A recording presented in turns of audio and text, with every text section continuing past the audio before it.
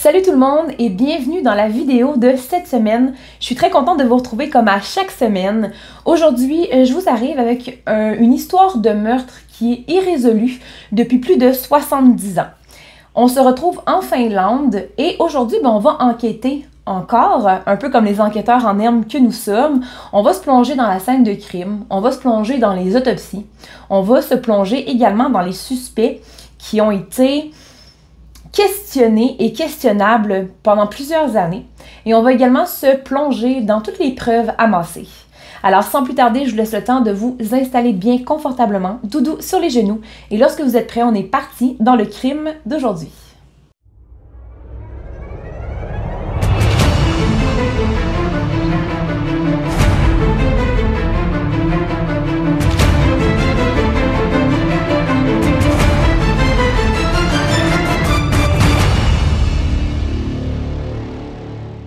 Donc aujourd'hui, on se retrouve au lac Bodom, qui est situé en Finlande, soit à côté du village de Wataha. On est donc samedi le 4 juin 1960, tandis que nous avons 4 adolescents qui décident de partir camper au lac Bodom. Nous avons les deux meilleures amies qui ont 15 ans chacune respectivement. On a Maila Irmeli Björklund et on a Enja Tuliki Maiki et on a également leurs copains qui ont tous les deux 18 ans, soit Seppo Antero Boisman et Nils Willem Gustafsson. Donc c'est dans l'après-midi du 4 juin, soit le samedi, que les adolescents vont décider de partir en camping au lac Bodom. Donc ils vont embarquer chacun sur leur moto respective. On a leur copines qui vont embarquer en arrière des deux jeunes adolescents.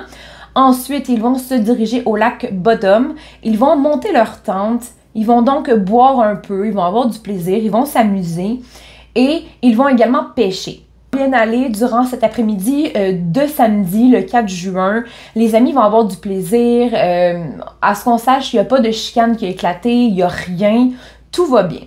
Pourtant, à 6 h du matin, le lendemain matin, soit le dimanche, le 5 juin 1960, on a un petit groupe d'ornithologues qui observaient les oiseaux, qui vont voir, alors qu'ils se situent dans le sentier, ils vont voir au loin la tente des 4 amis qui est effondrée. Ils vont trouver ça assez bizarre, notamment lorsqu'ils vont voir quelqu'un sortir de cette tente et partir à courir carrément à l'opposé d'eux.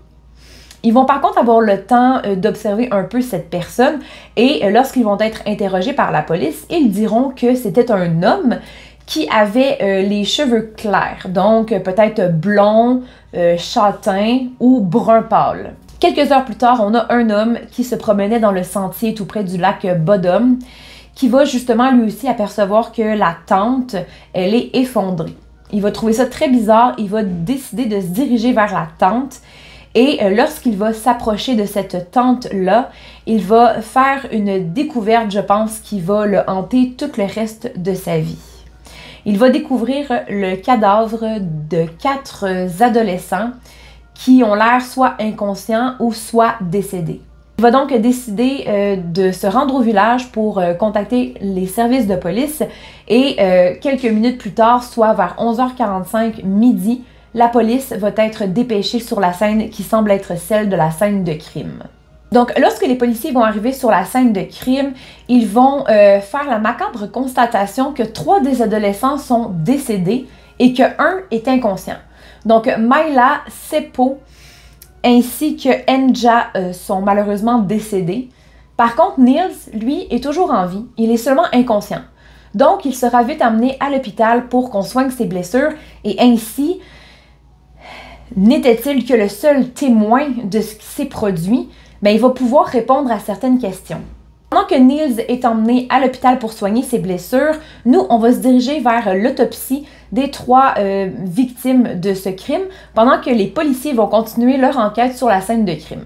Donc, à la morgue, on va faire l'autopsie de Maila, de Yaja et de Seppo. On va donc constater que Enja et Seppo sont tous les deux décédés. Ils avaient le crâne défoncé ainsi que beaucoup de coups de poignard, soit faits par une arme blanche. Maila est celle qui a le plus de blessures. Elle, lorsqu'on l'a retrouvée, elle se situait avec Niels, un peu sur le dessus de la tente, donc prise entre les déchirures de la tente. Elle a reçu en tout 15 coups d'arme blanche, donc de couteau, et elle était nue à partir de la taille. Lorsque Niels, lui, est emmené à l'hôpital, évidemment qu'on va regarder ses blessures et les médecins vont constater qu'il avait la mâchoire fracturée, il avait le visage fracassé et il avait une commotion cérébrale due à un énorme coup sur la tête. Lorsque Niels s'est réveillé, il ne se souvenait d'absolument rien. Il croyait qu'il avait eu un accident de voiture. Donc, même si on lui posait des questions, il ne se rappelait d'absolument rien. Il n'était même pas conscient que sa copine était décédée, que son amie était décédée, ainsi que la copine de son amie qui était elle aussi décédée. Parlons maintenant de la scène de crime. Qu'est-ce que les policiers font pendant que les médecins font les autopsies et que Niels se fait soigner? Tout d'abord, les policiers ont oublié de sécuriser la scène de crime. Évidemment, dans un petit village comme celui-ci, les policiers, surtout à cette époque, n'ont pas l'expérience pour les scènes de crime. Bien que même nous, étant enquêteurs en herbe, on le sait qu'il faut sécuriser une scène de crime. Ben eux, ils ne le savaient pas ou s'en sont carrément foutus. Donc, ils vont faire la constatation que sur la scène de crime, il manque les 2 clés des motos, il manque les chaussures de Niels, le manteau en cuir de Seppo, des vêtements et les portefeuilles des victimes. Contre, même s'il manque les clés des motos, les motos sont toujours là. Donc moi, ce qui me vient immédiatement à l'esprit, c'est que le coupable ou les coupables ont volé les motos en espérant que les victimes ne soient pas capables de s'enfuir, ne puissent pas aller à l'hôpital ou ne puissent pas faire de plainte au poste de police. Donc, je pense vraiment que le ou les criminels tenaient absolument à être certains que les victimes mourraient, donc éloignées comme ça, en train de faire du camping au lac Bottom, il n'y a pas grand-chose à côté. Donc, si on vole la seule chose à laquelle ils peuvent s'accrocher, donc un véhicule de transport, ben on est sûr qu'ils vont mourir. Donc moi, c'est la première chose qui m'est venue à l'esprit. Les policiers vont également remarquer qu'il y a une longue traînée de sang qui part de la tente et qui va s'étendre jusqu'à environ 600 mètres de la tente.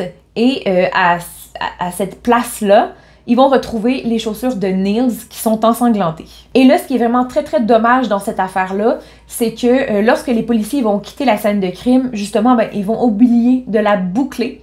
Ce qui va faire qu'il y a des campeurs qui vont être mis au courant de ce qui s'est produit et ils vont eux-mêmes décider d'aller faire leur constatation sur la scène de crime. Donc, à ce moment-là, ben, qu'est-ce que vous pensez qui va arriver? Ils vont mettre leur ADN partout, ils vont fouiller, ils vont déplacer les choses.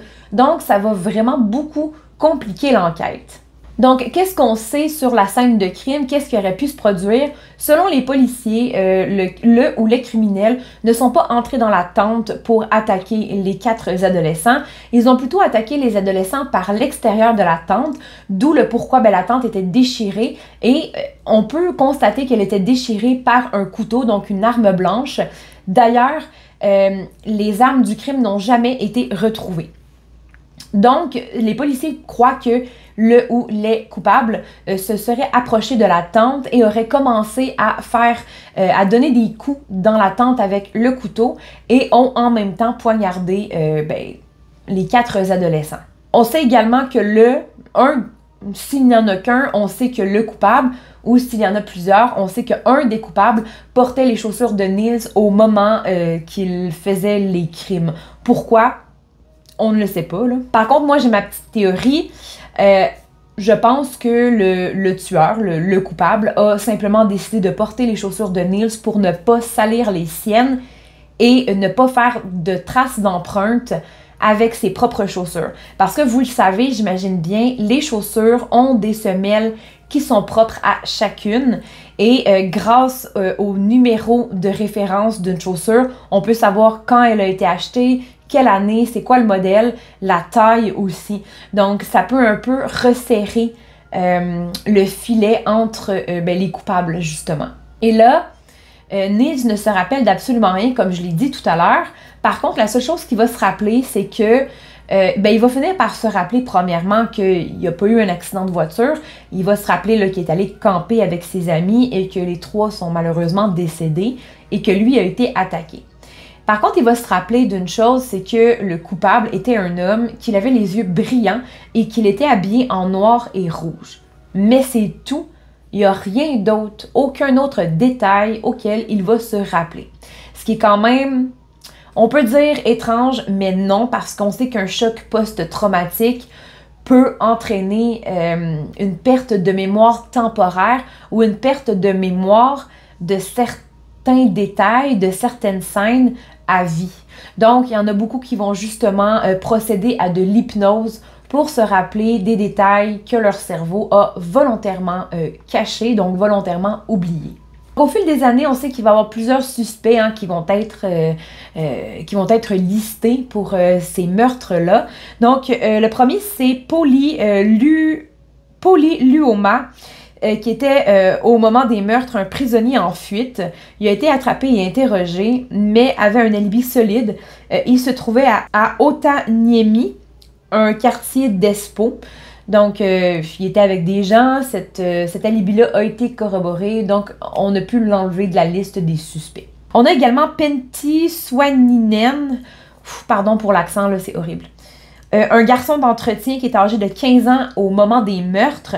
C'était un psychopathe qui était très difficile à gérer. Il avait des accès de colère. 9 ans après les meurtres, alors qu'il en avait 24, il purgeait une peine de prison. Il a avoué les meurtres, donc en 1969, et malheureusement, cette année-là, il s'est pendu dans sa cellule. Donc, on n'aura jamais plus de preuves, jamais plus de commentaires. Qu'est-ce que tu as fait exactement? Quelle arme tu as utilisée, où tu les as cachées. On ne le saura pas si c'est réellement lui et on n'aura pas plus d'informations non plus. On a également, attention, Carl Valdemar Gillström. C'était un gardien de kiosque à Wata et on sait que lui, il détestait les campeurs pour quelle raison, je ne sais guère, mais il les détestait et souvent, ce qu'il faisait, c'est qu'il prenait des pierres ou des objets très lourds et les lançait sur les campeurs. Encore une fois, lui aussi me fait penser à Shrek, là. Et on sait qu'un peu avant 1969, Carl va avouer avoir assassiné les 3 adolescents et en avoir blessé un autre à un de ses voisins alors qu'il était complètement saoul. Par contre, il y a sa femme qui va démentir ça parce que l'alibi en fait de Carl, c'est que ils étaient ensemble toute la nuit, toute la soirée. Donc ça aurait pas pu être lui qui a assassiné les 3 adolescents et blessé Niels. En 1969, donc la même année, on sait que Carl va se noyer dans de l'eau glacée. Les enquêteurs vont donc conclure à un suicide. Donc là, ça fait déjà 2 suicides dans la même année. 2 personnes qui avouent avoir assassiné, en fait les meurtres du lac Bodom. J'ai trouvé ça vraiment, vraiment bizarre, ça m'a un peu titillé, là. On sait que la femme de Carl va être réinterrogée après le décès de son mari et elle va dire qu'elle a menti lors de ses aveux-là. En fait, elle n'était pas du tout avec Carl, mais Carl lui disait qu'il fallait qu'elle dise qu'ils étaient ensemble. Sinon, il la menaçait de la tuer. Bon, c'est quand même bizarre, là. Je sais pas si la traduction est vraiment bonne, là, mais c'est ce que j'ai compris, là. Donc, peu de temps après, sa femme avoua qu'elle avait menti sous la menace que Carl la tuerait si elle disait la vérité. Donc, c'est quand même bizarre parce que lui, il a avoué, puis elle, il faut qu'elle mente sur ce que lui a avoué.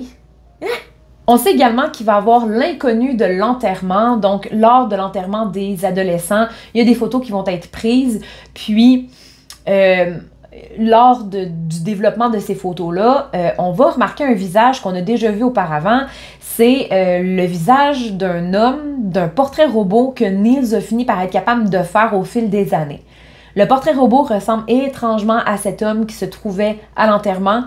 Par contre, on n'a pas pu retrouver cet homme parce que là, on s'est rendu compte trop tard que l'homme ressemblait au portrait robot que Niels avait fait. Là, revirement de situation, fin mars 2004, Niels Gustafsson va être arrêté pour le meurtre de ses 3 amis 44 ans plus tôt.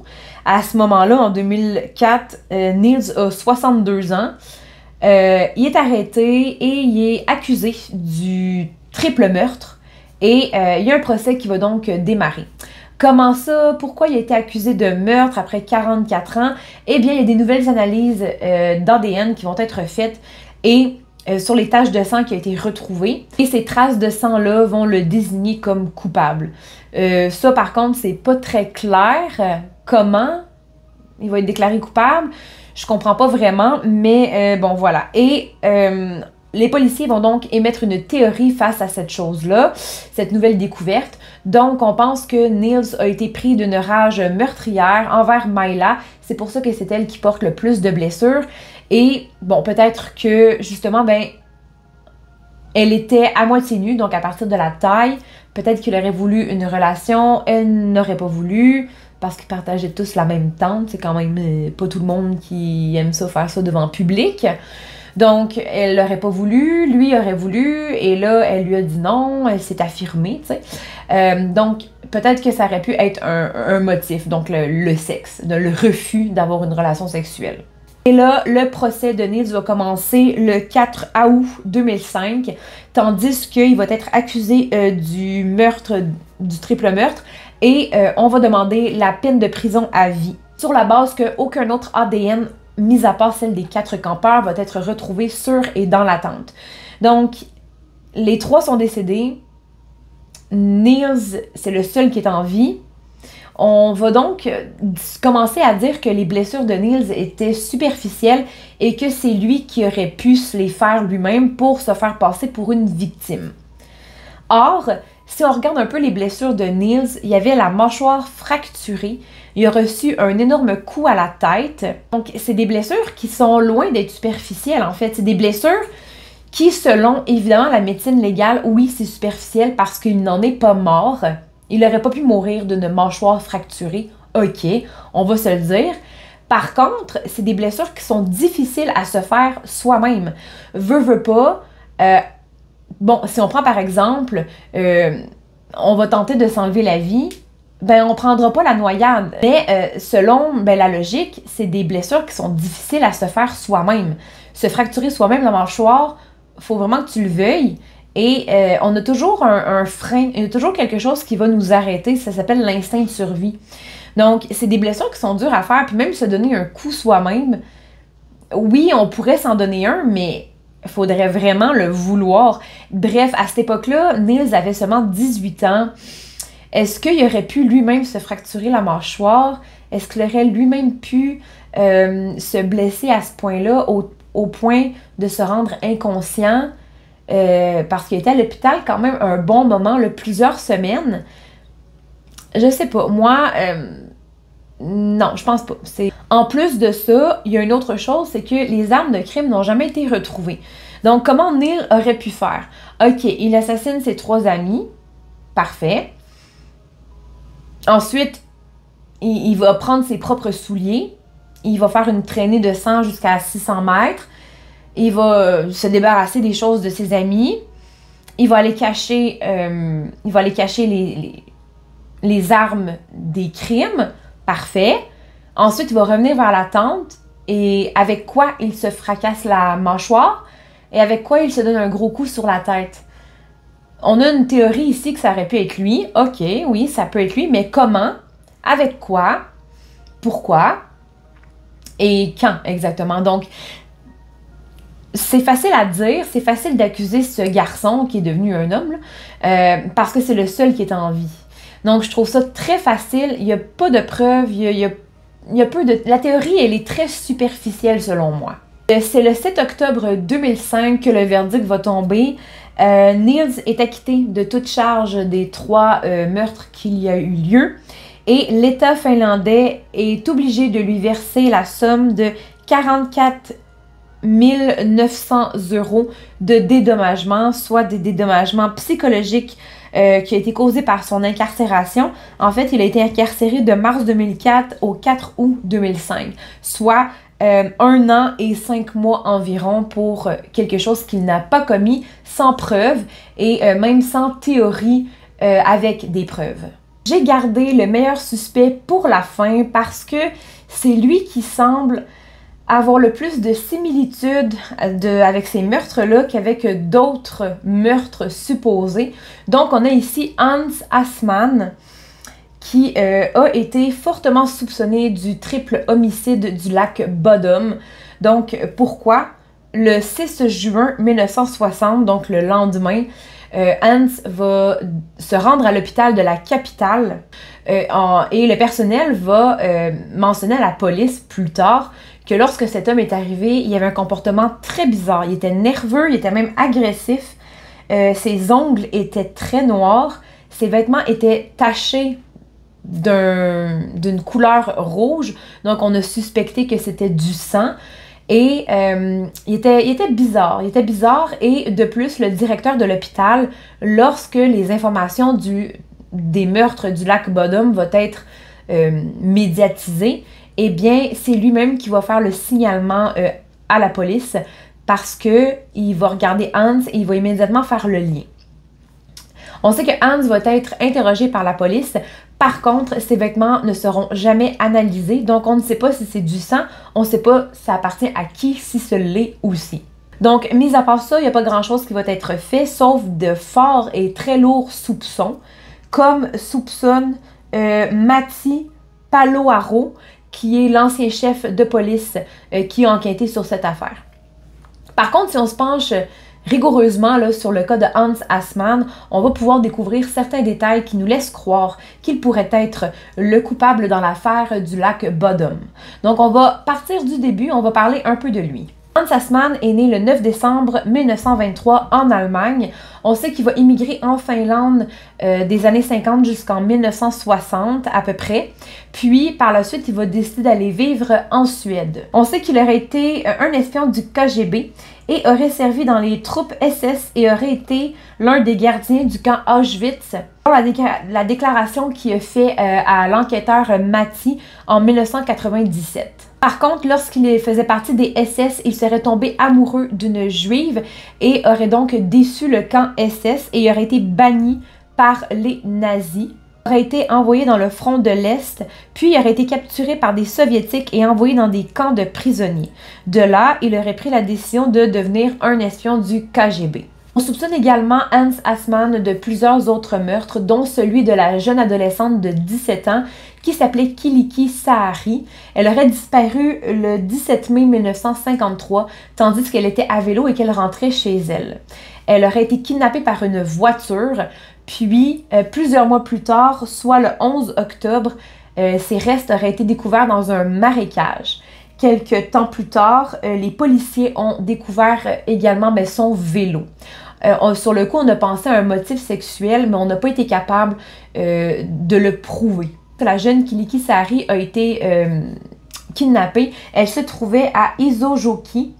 Et on sait que la femme de Hans Assmann a déclaré que justement, au même moment de la disparition de l'adolescente, son mari Hans se trouvait justement à Iso-Joki. Et en fait, comment on sait que Kyllikki a été kidnappée par une voiture? On a des témoins qui auraient témoigné justement à la police lors de la médiation de l'enlèvement de la jeune fille. Les témoins ont dit que la voiture qui aurait kidnappé la jeune fille était une Opel marron clair. Et justement, Hans Assmann conduisait ce genre de voiture-là de la même couleur. En plus de ça, lors de l'autopsie, le médecin légiste va dire qu'il est clair, évident, à je ne sais pas combien de pourcents, que le tueur de Kyllikki Saari était gaucher. Or, Hans Assmann était également gaucher. Mais à part ça, on ne peut pas vraiment le mettre en prison ou encore le soupçonner davantage ou l'accuser de meurtre. Là, on n'a pas de preuves. D'ailleurs, le corps de Kyllikki Saari, c'est des restes qui ont été découverts dans un marécage. Donc, il est clair et évident que l'ADN a disparu. Il reste très peu de preuves. Hans Assmann a également été soupçonné fortement du meurtre de Tulilahti à Enävesi. Ça, c'est un meurtre, en fait, c'est un double meurtre de deux jeunes femmes. On a donc Rita Olikki Pakanen de 23 ans et on a Aine Maria Nisonen de 21 ans qui ont décidé de partir en vacances d'été à vélo à Savo et en Carélie du Nord, soit le 18 juillet 1951. Donc, on sait que Aine envoyait souvent des cartes postales à sa famille. Elle en a envoyé une le 25 juillet 1951 à sa famille pour mentionner qu'elle rentrerait bientôt, soit le 30 juillet. Pourtant, le 3 août, donc quelques jours plus tard, la famille de Anne a toujours pas de nouvelles, n'ont plus de carte postale et la jeune fille n'est pas rentrée. Donc, ils vont commencer un peu à s'inquiéter. Il y a également les collègues de travail de Rita qui vont s'inquiéter eux aussi également et ça prendra vraiment pas beaucoup de temps avant que autant les collègues que la famille fassent une déclaration de disparition parce que là, ça fait vraiment plusieurs jours et les jeunes filles n'ont donné aucun signe de vie à personne et ne sont toujours pas rentrées. Donc là, les policiers vont décider de refaire le chemin que les deux filles auraient emprunté à bord de leur vélo.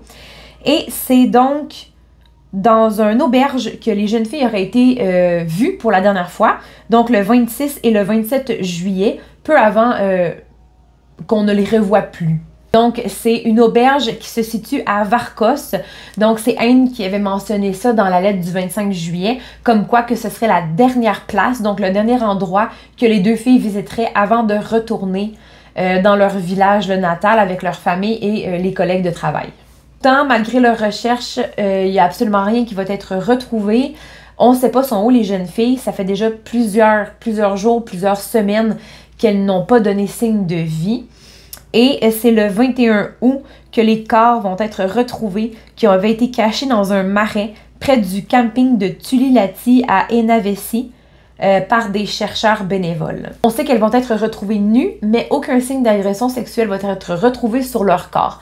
Encore une fois, comme les premiers soupçons du premier meurtre, le cadavre a été retrouvé dans un marécage, maintenant c'est dans un marais. Donc, c'est évident que les deux meurtres pourraient être liés sans pour autant être liés à Hans Assmann, tout simplement parce que des marécages, l'eau, la gadoue, la bouette peut enlever des traces d'ADN. Donc, ce qui est quand même intéressant. On s'éloigne de notre sujet. Ce qui est quand même intéressant également, c'est que les deux filles seraient arrivées à leur camping le 27 juillet. Elles auraient donc planté leur tente et les policiers vont constater que les meurtres auraient eu lieu dans la nuit du 27 au 28 juillet. Donc, exactement comme les meurtres du lac Bodom. Et ce qui est encore plus intéressant, c'est que Anne a été attaquée à la tête avec un objet très lourd, donc elle a été frappée. Tandis que Rita, elle a été poignardée avec une arme blanche. Donc, vraiment les mêmes similitudes que les armes de crime ou encore la façon de procéder du lac Bodom. Que les objets personnels des deux filles ont été cachés. Les corps avaient également été cachés dans les marais près des rondins. Donc, ils ont été semi-enterrés. Et on sait que la femme de Hans Assmann a déclaré qu'au moment, donc le 27-28 juillet, Hans se trouvait justement à Enavesi et que plusieurs temps avant les meurtres, il était souvent allé à ce camping pour apprendre, soi-disant, à connaître les lieux, peut-être même faire du camping lui-même éventuellement. Bon, donc on a maintenant notre suspect principal, mais qu'est-ce qui peut faire en sorte qu'on va voir des similitudes entre les soupçons de meurtre ainsi que ceux de notre sujet principal, soit les meurtres du lac Bodom? Bon, premièrement, le meurtre des Kilikisari et de Tulilati ont tous quelque chose en commun. Oui, Hans, mais encore plus loin que Hans, on a la façon dont les victimes ont été assassinées, l'endroit où elles ont été assassinées, mais également l'endroit où les corps ont été cachés. Donc, on va partir sur le témoignage de la femme de Hans qui le place exactement au même endroit à chaque fois. Soit que c'est vrai, soit qu'elle détestait vraiment son mari puis qu'elle voulait qu'il aille en prison pour se débarrasser de lui. Toutes les victimes, donc si on parle de Tulilati, on parle de également de Sahari, ou on parle encore du lac Bodom, les victimes ont été poignardées ou encore frappées avec un objet lourd. Tous les objets personnels de chacune des victimes ont été cachés et ou jamais retrouvés. 2 sur 3 des meurtres se passent dans un camp. Donc, on sait que 2 sur 3 des meurtres se passent soit dans un camping ou encore dans un endroit isolé. Donc, les meurtres de Tulilati, c'est dans un camping. Et les meurtres du lac Bodom, c'est dans un camping. Et le meurtre de Kilikisari, c'est dans un endroit isolé. Également, l'âge des victimes. Il n'y a pas énormément d'écart d'âge entre les victimes. Donc, celle du lac Bodom, 15 ans. Il y a un garçon de 18 ans. Kiliki avait 17 ans, Anne avait 21 ans et Rita avait 23 ans. Donc, il y a un écart de 8 ans entre la plus vieille victime ainsi que la plus jeune victime, ce qui n'est pas énorme. Toutes les victimes sont des femmes, mis à part celle du lac Bodom où on a Seppo qui est un homme et la victime vivante qui est Nils. Mis à part ça, c'est toutes des femmes. Je pense tout simplement que c'est un addon pour le lac Bodom. Sans doute que le tueur, bon, si c'est Hans, il ciblait vraiment les deux jeunes adolescentes et que malheureusement, ben, les copains, c'est des dommages collatéraux tout simplement. Toutes les victimes féminines ont été retrouvées à moitié nues, à moitié habillées, avec de forts soupçons d'agression ou encore d'attouchement sexuel sans pouvoir le prouver. On n'avait pas de preuves ADN. Donc, ce qui me laisse vraiment poser énormément de questions. Est-ce que les meurtres, et c'était des meurtres sexuels sans pour autant qu'il y ait d'actes sexuels sur la victime, laissant de l'ADN? Est-ce que le criminel avait des problèmes, avait des problèmes médicaux en ce qui concerne les relations sexuelles? Est-ce que tout se passait bien? Est-ce qu'il avait une rage?